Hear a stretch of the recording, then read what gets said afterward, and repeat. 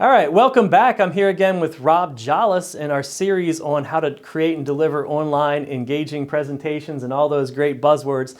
But today, we're talking about the equipment setups. Our first video, we talked all about what equipment you need, and now we're going to talk about where to put it, how to set it up, and how to make it all work. So Rob, tell me about the camera. That's the first thing everybody's going to wonder about is where do we put it?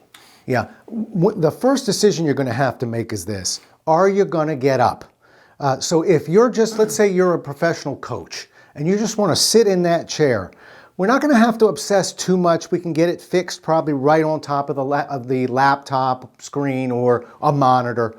But if you're a trainer, a teacher, a speaker, if you want to get up and just sustain interest in a longer conversation, maybe get yourself pumped up a little bit, then we got to think this thing out a little bit because we're going to need this camera to be able to move a little bit. So that would be the first decision, okay? Okay. All right. Now, once we get that decision made, things get a little bit easier. And I'll tell you how we can hedge our bets.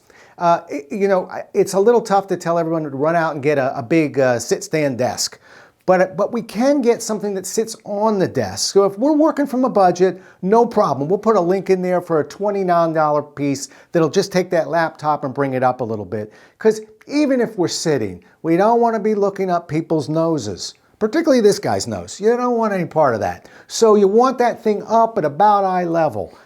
If you're going to be up and down, now we want the sit stand. And I'll tell you, Veridesk has been king for a while.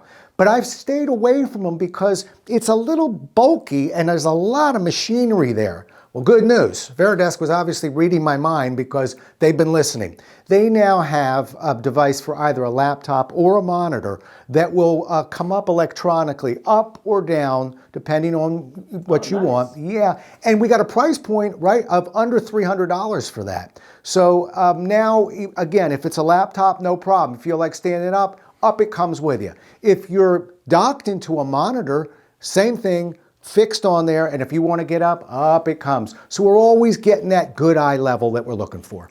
Awesome. Yeah, and those are some really great points. And, I actually went out and got a kind of a sit-stand desk on Amazon. It's about $200.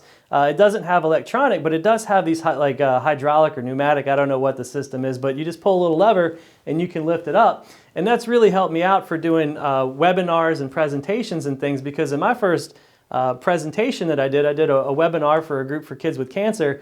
I had to use a cardboard box and set my laptop on top of that, and I had my camera sitting on top of a tripod and it was just this crazy setup. So you don't have to spend a lot of money. You can work with what you've got, but sometimes having that right equipment will really make a big difference. Right. One more thing, Jeremy, real fast. When we do fix that camera, man, it's a Logitech or whichever one you've got, almost all of them come with a little bit of a hinge on them.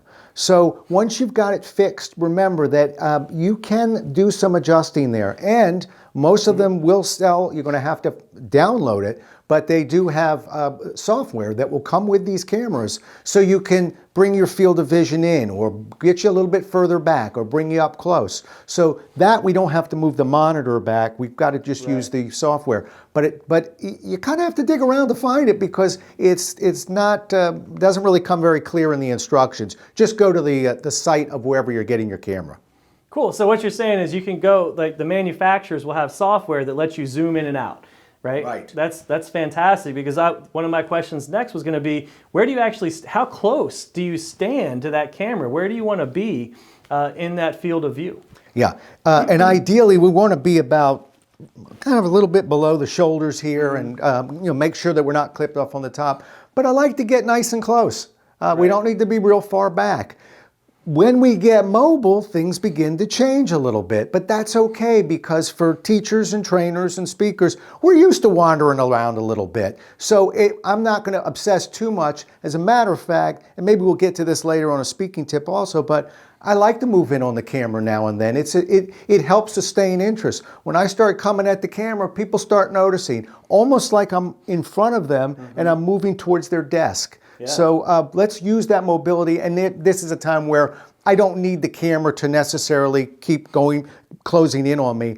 I think a little change in that picture actually helps, because we got to remember, we got people sitting there watching sometimes for an hour, 2 hours, 3 hours. Anything we can do to make this a little bit more interesting, works. Awesome. Yeah, and one thing I found when I was recording some of these videos was when the editor would do like a close-up of my face, I would get really uncomfortable. Well, let's back that off a little bit. But if you watch TV, they're up here, sorry about putting in your face, but they're in your face. Sometimes they're not even catching your whole face. So it's not as uncomfortable for other people as it is for you to have that close-up view. So Rob, in our last video, we talked about the microphones. Where do we put them? How do we set them up to give ourselves really good quality presentations? Because we got to remember, if we're doing a presentation, it's not like the online meeting, right? This is something that we're generally doing because we want to get customers and we want to give them the best possible impression. So how do we set up that audio and that microphone? Good. Now, if we're using a mic like the one you have right there, we're good to go. But Rob Jolles seems to want to make this more complicated sometimes. I'm not. I'm just trying to get that YETI mic back into play here for us. And to do it, we're probably going to have to fix it to an arm and a shock mount, as we mentioned. But here's the thing. Be very careful where you place that, because if you put it on the edge of your desk, you're going to be in good shape. It'll look like that might be too close. No, those pieces, they bend and move, they're fine. Take it from me, who has drilled my desk 3 times until I got it right, that you really want to be on the edge. Now, I'm in a U-shaped desk in a sense, so I put mine to the side. But again, right next to me, and that gives me a lot of movement where I can kind of move and bob and weave and go left and right with it and back up and go forward. So it's not a matter of making it real pretty here, it's a matter of making it functional. And so you're going to want it on the edge in the front or on the edge on the side, whichever one you're at. Okay. Now, how about actually the microphone in relation to you? Do you want that microphone, arm's reach? Do you want it right up in your mouth? Like, where do you want it? Well, and another reason why I like my mic, and it doesn't have to be a YETI, by the way, any mic that's on a shock mount, I'll tell you why. Because what I like to do, and a lot of speakers will do this, is change my volume a little bit. And I don't want to be scrunching my jacket up, so I like to keep it, probably a couple inches away, 3, 4, 5 inches away. It really won't matter. It'll adjust. But I like to move in on it occasionally when I'm making a point or say something so I can change my voice. And again, what am I doing? I'm just sustaining interest a little bit, because just changing the pitch of a voice can help people wake them up a little bit. So I like the ability to crowd the mic every now and then pull back. But be clear on your question, and it will depend on the mic. Usually about 4, 5, 6 inches, right about in that area work fine. Pretty close there. Yeah. All right. Now, one more thing. Yeah, we are going to get close. Don't forget a pop filter. Oops, almost forgot. And we'll put a link on that too, so that if we do get nice and close, we don't pop the mic, and thus the name, so we can get nice and close. We don't have to worry about it being distracting for people. And so let's make that a part of our care package for this audio. And the great thing about a lot of this too is that even though you're buying this stuff or you're setting up for an online presentation, it's going to make your online meetings better too, because I think we all have had the issues where I can't hear you, or there's an echo, or whatever those issues are with the audio and the video. And so the more we set up for these great online presentations, the better we're actually going to be in our day-to-day meetings as well. Yeah. Pop filter, $15, $17. And oh, by the way, absolutely right. Because now we have the ability to podcast or to be interviewed. There's a lot more flexibility that we're after here. So again, audio is king. Let's set it up right. Right. So third piece, the lights. We've got some good lights. Maybe we've got those LED panel lights or whatever. Where do we put them? What do we need to make sure? What do we need to look for as we're setting those lights up? Yeah, easy for you to say. The fact of the matter is sometimes just our office itself is going to dictate that. But me, and I'm not necessarily a guy who has to have everything all clean and not cluttered, but for me, I really like things kind of pushed off a little bit. The lights are going to be bright enough. The lights that I have are probably 4 feet away from me, maybe 5 feet away, and I run them at about 13 to 15% brightness, just so you know. So the key is kind of, sometimes it's fitting your office. Don't worry too much about the light. If I put it too far away, they won't work. They'll work. So I think the key is a lot of us have lights above us, And that's the one that typically doesn't work, particularly for a head like this one. It begins to light up a little bit the wrong way. So lights nice and far back. Maybe we're, again, I love them clamped onto the desk if we can get them. But don't worry about having the lights on top of you. They're going to heat you up, you're going to sweat, and you don't need them. Just push them back a little bit. Yeah.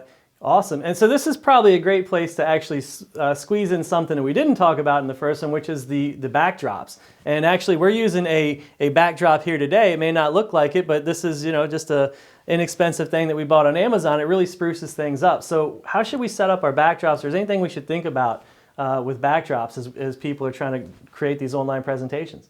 Jeremy, I'm going to be clear on this one. There are studies out there right now, and one of them in particular asked a bunch of customers and people who are being visited by vendors and other people, what is their biggest complaint about online or virtual communication and delivery?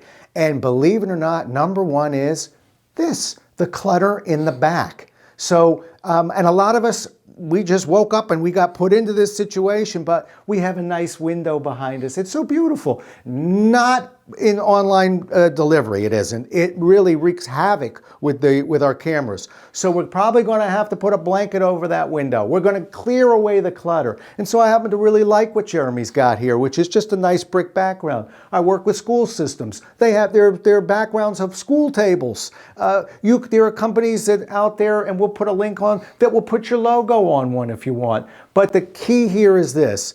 One size doesn't fit all. You're going to have to kind of figure it out, but get yourself a nice background like you see here that would be appropriate for what you do, and you will not be sorry. Yeah, great stuff. And you mentioned that window behind you, and actually in this room here, we've got some stuff put in front of the windows because natural lighting can change.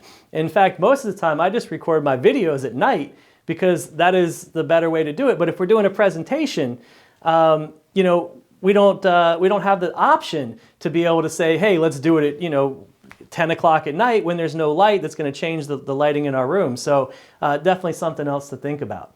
Yep, it's a big one. And people kind of fall asleep on that one, and you don't want to. Get rid of that clutter. It's going to people make a lot of observations if the first thing they see is a mess, and you're going to do their taxes. So think about that, what you want to show them. Cool, Rob. So anything else that our viewers really just have to know if they're going to create these great presentations?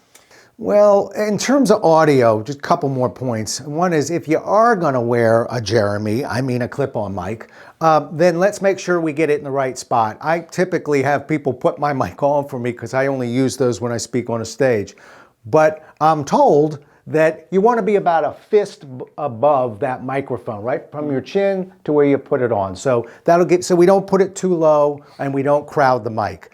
Second thing, and this is important not just for women, but for me too. If you've got jewelry and I'm wearing a piece of jewelry, you've got to be careful that the mic doesn't kind of start banging into that piece of jewelry. So just be aware of it, be mindful, and like going to the doctor's office, maybe we take the jewelry off for this particular presentation. But that's all I'd add to that. Awesome. Anything else, on the lighting? And actually something I thought about when we were talking about this was the backgrounds.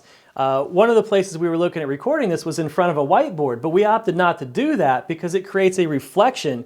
And actually when I do my online meetings there, I'll position myself so that the reflection be behind my head and nobody sees it. But that's, for a presentation, you're going to be moving around. So you really want to pay attention to anything that might catch the light or distract in those sort of ways. Good point. Yeah.